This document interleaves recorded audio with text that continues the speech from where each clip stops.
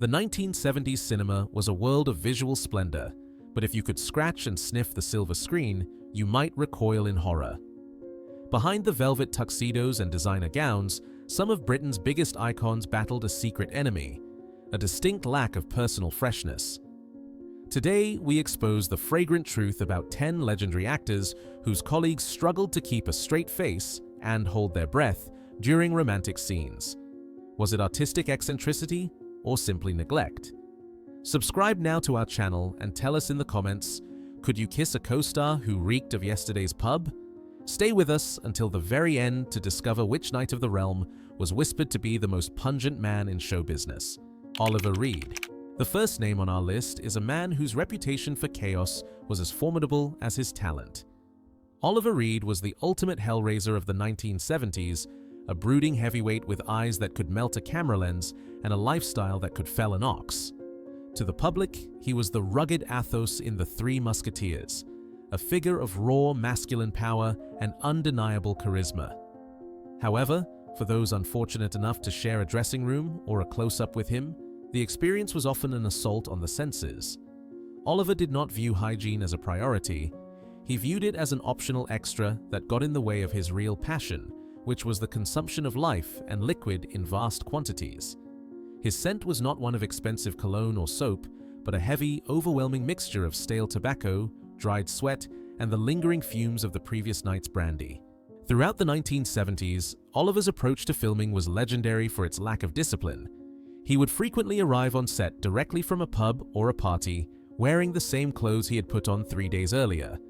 This lived-in wardrobe carried the history of every smoky bar and spill from his adventures, creating a pungent aura that announced his arrival long before he entered the room. During the filming of Women in Love in 1969 and into the early 70s, his intense physical scenes were reportedly a challenge for his co-stars, who had to grapple with a man who seemed to sweat pure alcohol. It was said that, under the hot studio lights, the aroma radiating from Oliver was so potent that it could make a sensitive actress feel lightheaded, and not from romantic swooning. His lack of freshness was inextricably linked to his refusal to stop the party. Oliver famously believed that a true man should smell of his exertions, a philosophy that did not sit well with the more refined members of the British acting elite. There were whispers on the set of The Devils in 1971 that the makeup artists had to work quickly to cover not just the signs of exhaustion on his face, but to apply heavy scents to mask the natural odor of a man who had not seen a shower in 48 hours. He treated his body like a machine that could run on fumes and adrenaline, ignoring the basic maintenance that others considered essential. To him, stopping to bathe was a waste of valuable drinking time. Despite the heavy atmosphere that surrounded him, Oliver Reed remained magnetic. Directors tolerated the sensory discomfort because when the camera rolled, he delivered performances of terrifying intensity. However, his romantic leads often had to summon every ounce of their acting training to look lovingly into his eyes while trying not to inhale through their noses. He was a force of nature in every sense, a man who brought the dirt and the grit of the real world into the sanitized bubble of the film set. Oliver Reed proved that in the 1970s, you could be the most desired man in the country, even if you smelled like the floor of a Soho tavern on a Sunday morning. Richard Harris. The second figure in our olfactory Hall of Fame is a man who possessed the voice of a poet and the habits of a medieval warlord. Richard Harris was one of the most celebrated talents of the 1970s, a star who commanded the screen with a raw, explosive energy that captivated audiences worldwide. However, those who stood within intimate range of the Irish legend often found themselves overwhelmed by a sensory experience that was far less majestic. Richard was a proud member of the legendary group of Hellraisers, and he threw himself into the bohemian lifestyle with such ferocity that personal grooming often fell by the wayside. To Richard, a bath was something you took only when you had absolutely nothing better to do. And in the 1970s, he always found something better to do, usually involving a bottle and a late-night debate in a smoky tavern. Throughout the decade, Richard Harris was known for his immersive approach to life, which unfortunately extended to his wardrobe. He would reportedly wear the same outfit for days on end, treating his clothes not as garments to be laundered, but as a second skin that absorbed the atmosphere of his adventures. On film sets, this created a distinctive problem. During the filming of gritty dramas like Man in the Wilderness in 1971, his lack of freshness could be disguised as method acting, but in more civilized settings, the contrast was stark. Makeup artists and costume designers whispered about the challenge of working with a star who carried the stale aroma of a 3-day pub crawl into the makeup chair every morning. It was a heavy, earthen scent, a mixture of old tobacco and the lingering spirit of the vine that seemed to seep from his very pores. His romantic scenes were a particular trial for his leading ladies. While Richard was undeniably charming and could recite poetry to melt a heart of stone, his breath often told a different story, one of sleepless nights and liquid breakfasts.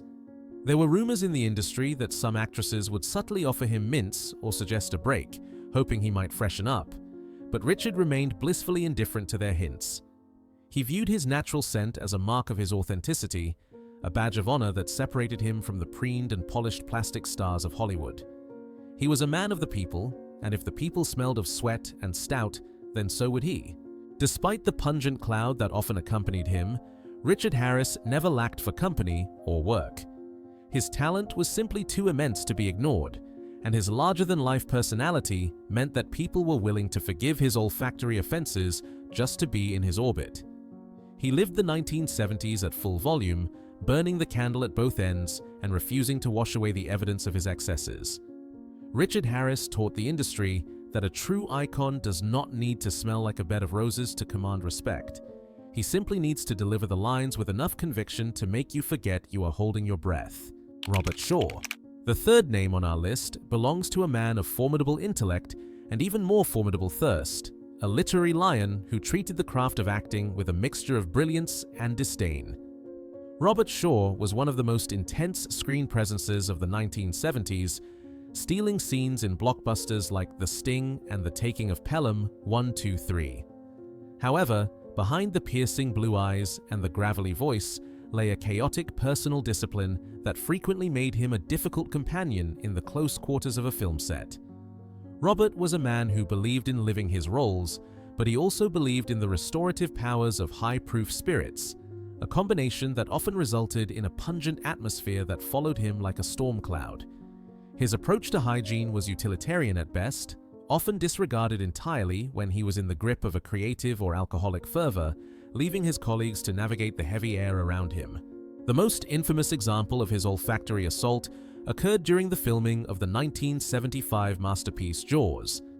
Cast as the gritty, obsessed shark hunter Quint, Robert decided that to truly understand the character, he needed to embody the unwashed, salt-crusted reality of a man who lived at sea.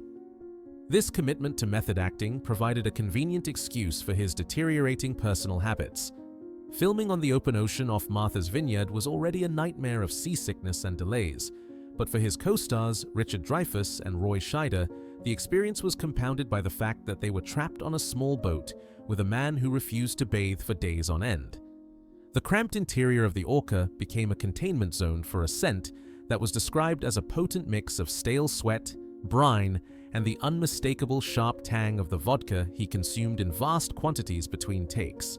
His rivalry with Richard Dreyfuss is the stuff of Hollywood legend, and while much of it was fueled by clashes of ego, the physical reality of working with Robert played a significant role. In the heat of the summer sun, the aroma emanating from the star was overwhelming, adding a layer of genuine nausea to the production's many troubles. Robert would frequently taunt his younger co-star, breathing his alcohol-laced breath into Dreyfuss's face right before a take, using his physical presence as a weapon of intimidation. He was a man who seemed to sweat alcohol, his body processing the immense volumes of liquid he ingested and releasing them back into the air, creating a sensory force field that kept people at a respectful distance.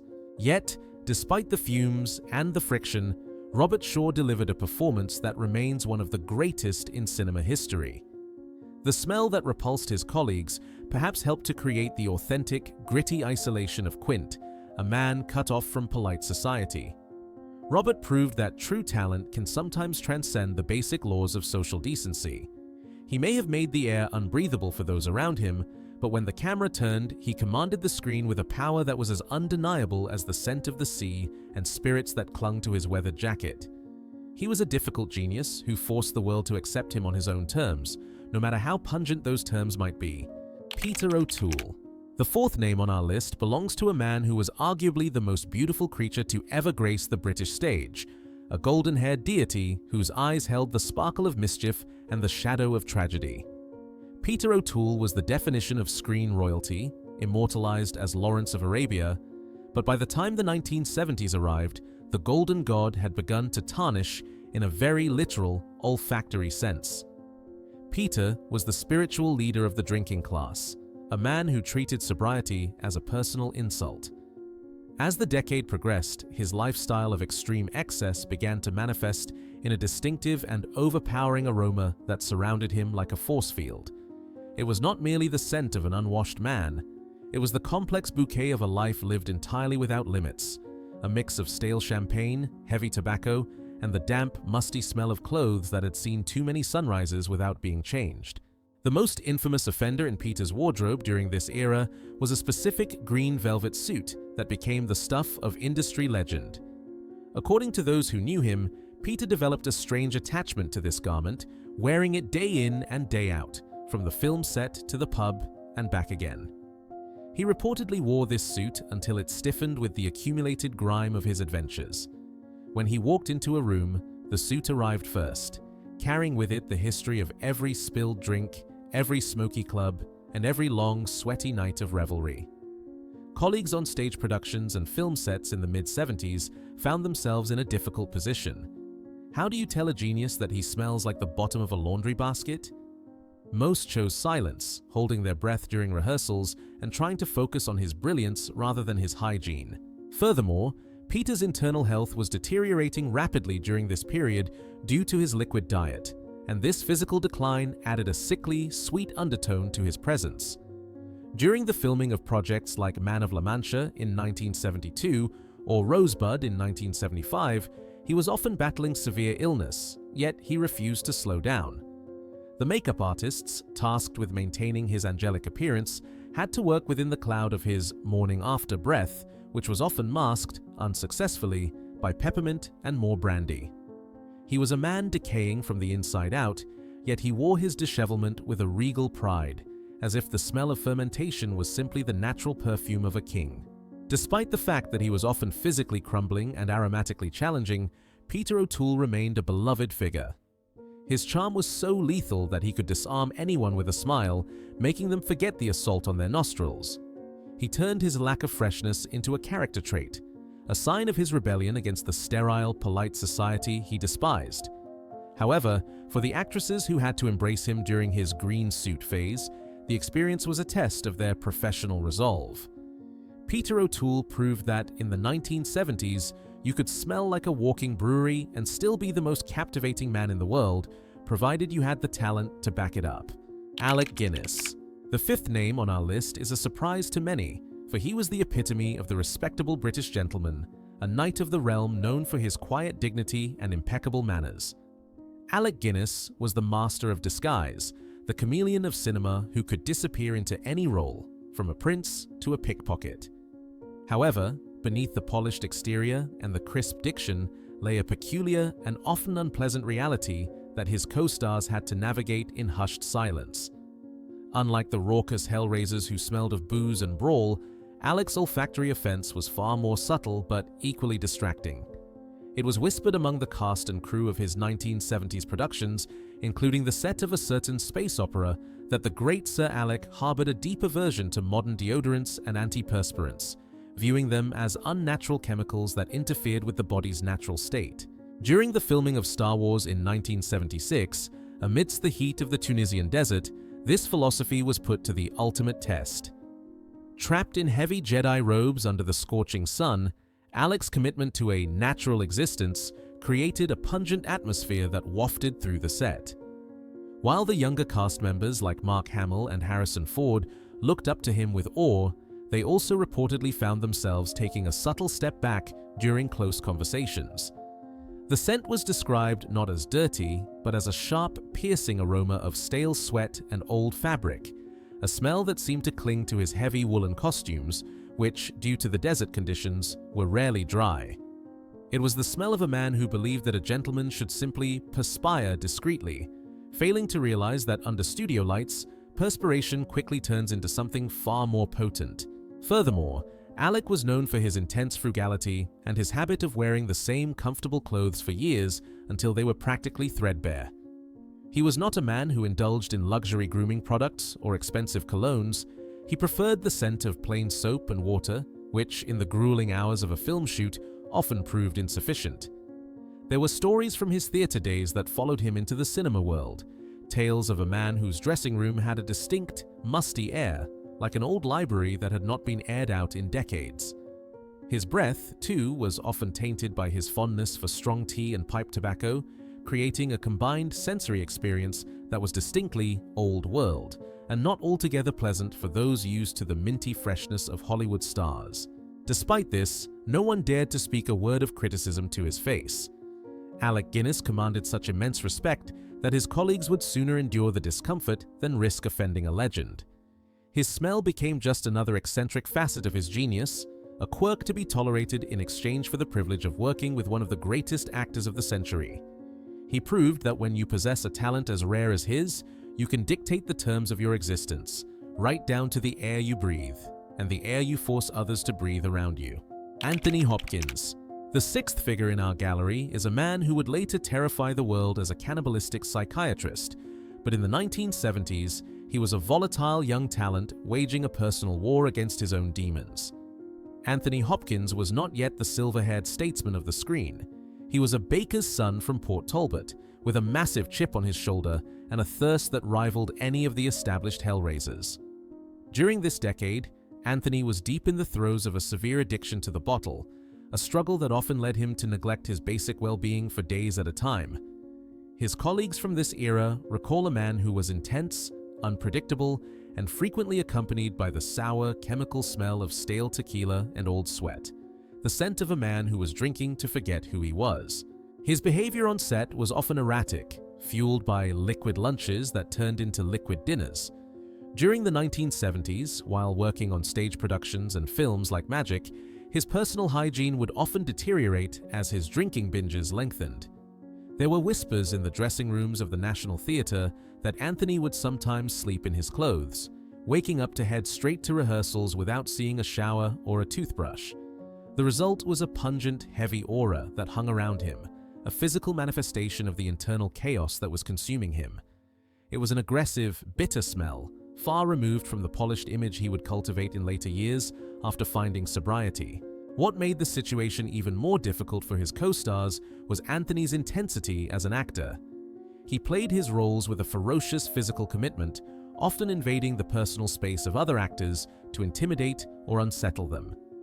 Being shouted at by a brilliant but unwashed Anthony Hopkins, whose breath carried the fumes of the previous night's excess, was a terrifying experience for many. He used his physical presence as a weapon, and his lack of freshness became an unintentional part of his arsenal. He was a man on the edge, and he smelled like it, sharp, dangerous, and neglected. It wasn't until the very end of the decade and into the early 80s that Anthony finally put down the bottle and transformed his life, becoming the immaculate professional we know today. But those who worked with him in the dark days of the 70s remember a different man, a brilliant storm of talent wrapped in a cloud of alcohol and disarray. Anthony Hopkins serves as a stark reminder that even the greatest knights of the realm often had to crawl through the mud to get to the throne, dragging the scent of their struggle with them every step of the way. Richard Burton. The seventh name on our list is perhaps the most famous voice in the history of the British Isles, a baritone that could command armies and seduce queens. Richard Burton was the other half of the world's most glamorous couple, but while Elizabeth Taylor was dripping in diamonds and smelling of expensive perfume, Richard was often dripping in something far less alluring. By the 1970s, the great Welshman was locked in a titanic battle with the bottle, consuming alcohol in quantities that medical science deemed impossible. This relentless intake had a profound effect on his physical chemistry.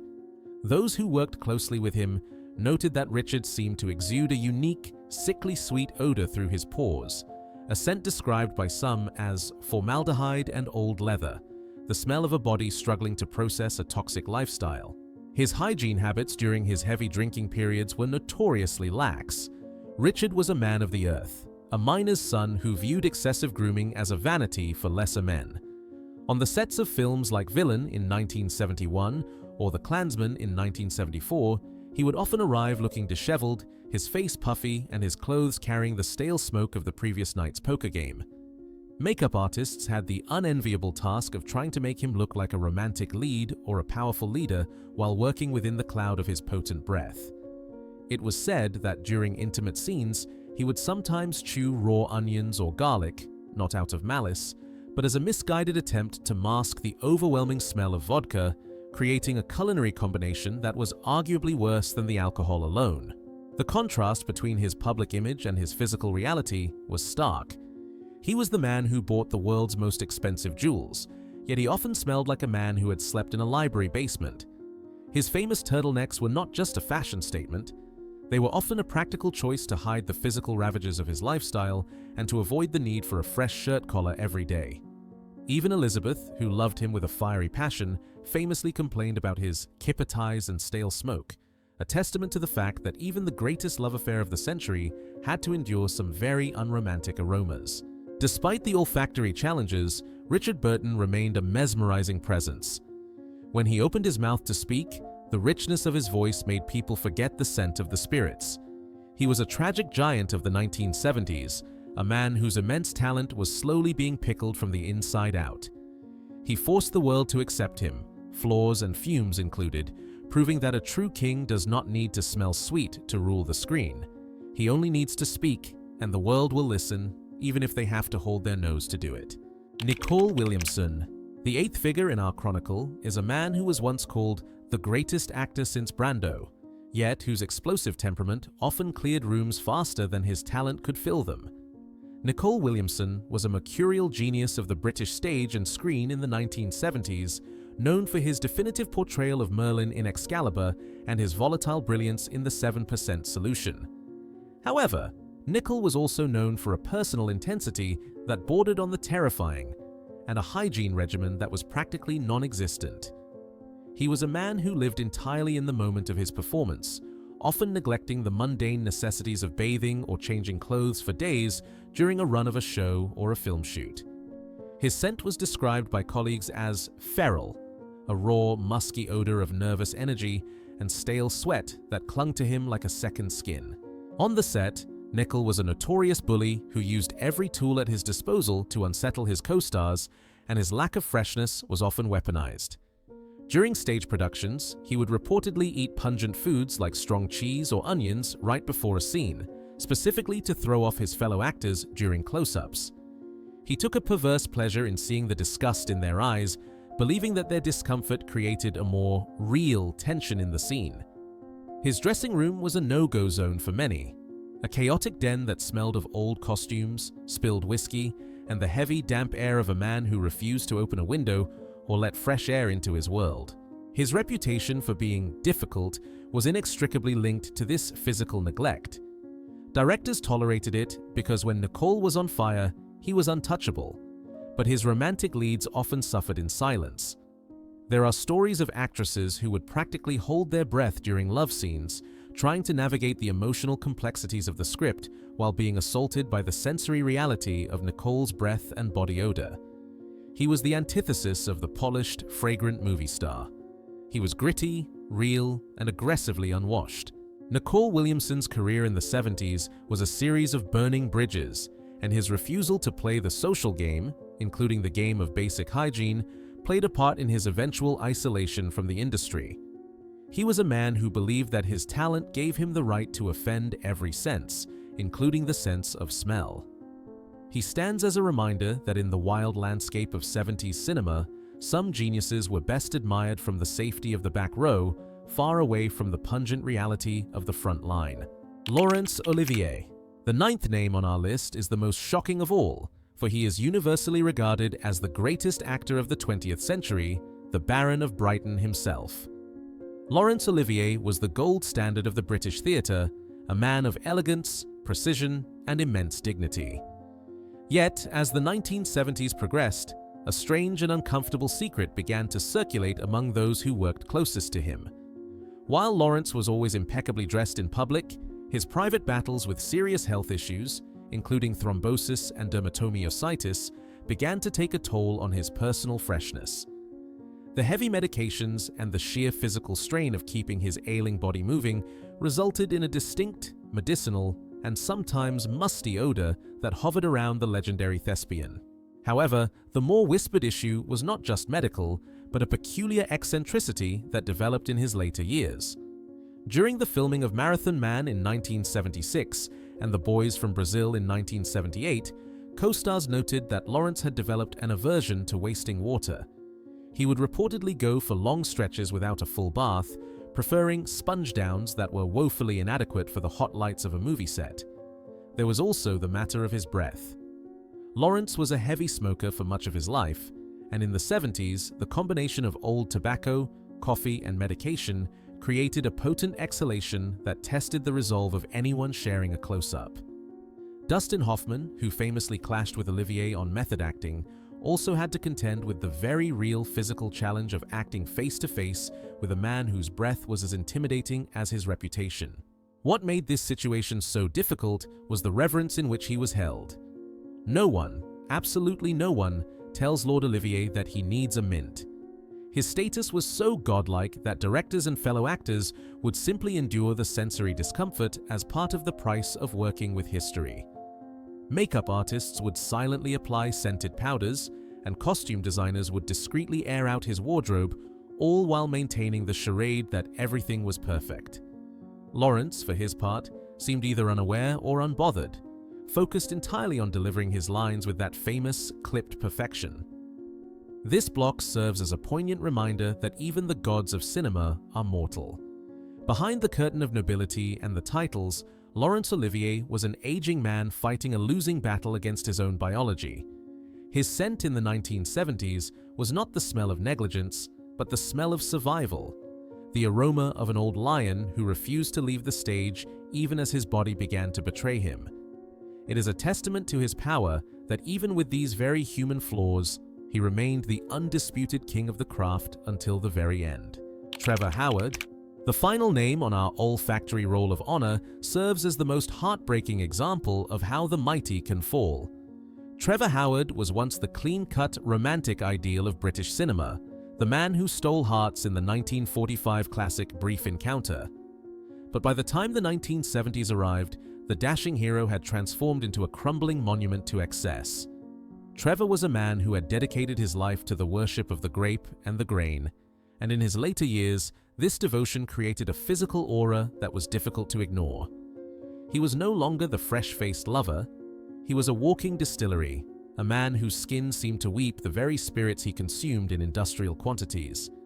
His scent in the 1970s was a heavy, melancholic fog of stale gin, damp wool, and the bitter tang of old tobacco, a smell that announced the end of the party long before the lights went out.